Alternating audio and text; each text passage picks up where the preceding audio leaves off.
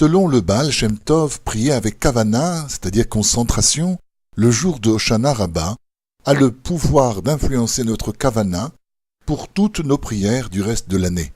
Quel investissement judicieux!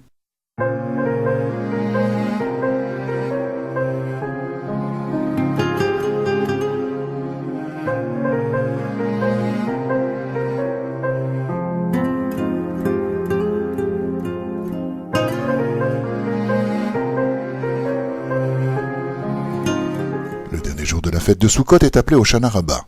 Même si ce jour-là fait partie des jours intermédiaires de Sukkot, Hoshana Rabbah est un Yom Tov, jour de fête, à part entière. Son origine se trouve dans les traditions des prophètes. Même si les livres sont scellés le jour de Yom Kippour, le jour du grand pardon, notre verdict est scellé lors de Hoshana Rabbah.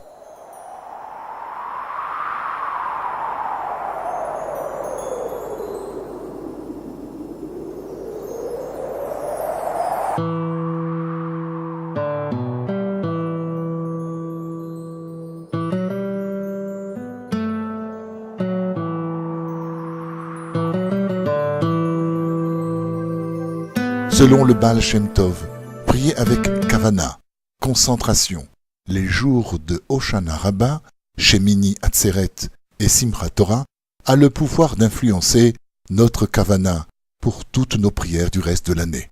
Quel investissement judicieux!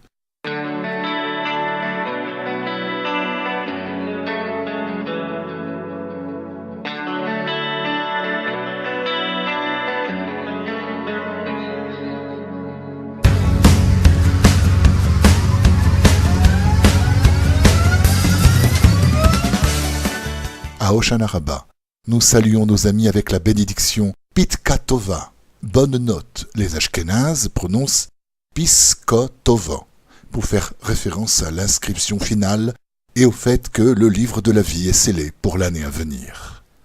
La coutume chassidique consiste à désigner ce jour comme celui de l'Ushpizin, l'invité spécial de David Amelech, le roi David.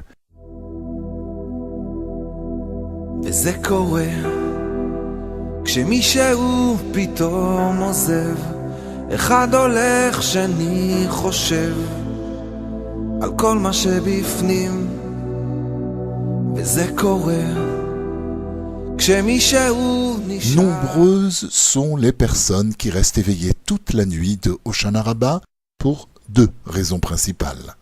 La première, Hoshana Rabbah est un jour de jugement, et la deuxième raison, en mémoire de David Amelech, qui restait éveillé chaque nuit de l'année afin d'apprendre la Torah et de chanter les louanges à l'Éternel. Il est intéressant de noter que Hoshana Rabbah tombe toujours le même jour de l'année que le précédent Shavuot, qui est le jour de l'anniversaire du décès de David Amelech, le roi David. Le livre de Dvarim, le Deutéronome, est lu à la synagogue en utilisant un Sefer Torah. La plupart des personnes récitent également tout le livre des psaumes, des Teilim. Un nombre important d'hommes ashkénazes portent le kittel blanc, la tunique blanche qui est portée également le jour de Yom Kippour. Certains commencent à porter le kittel le soir de Hoshana Rabbah, tandis que d'autres le portent uniquement à partir du matin. La coutume est de prier Vatikin, c'est-à-dire au lever du soleil.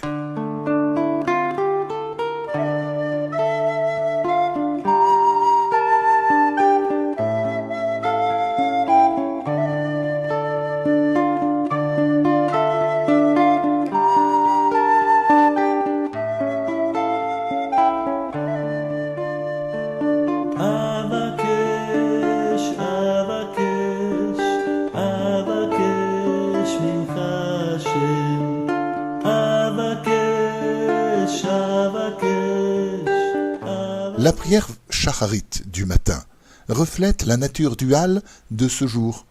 Même si nous récitons le psouké de Zimra d'un Yom Tov, jour de fête, le reste du service est le même que les autres jours de Chol HaMoed.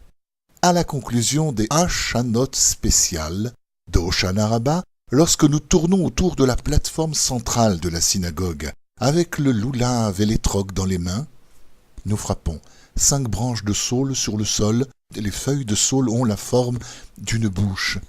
Cette cérémonie symbolise que la force du peuple juif réside dans sa bouche lorsque cette dernière récite des prières.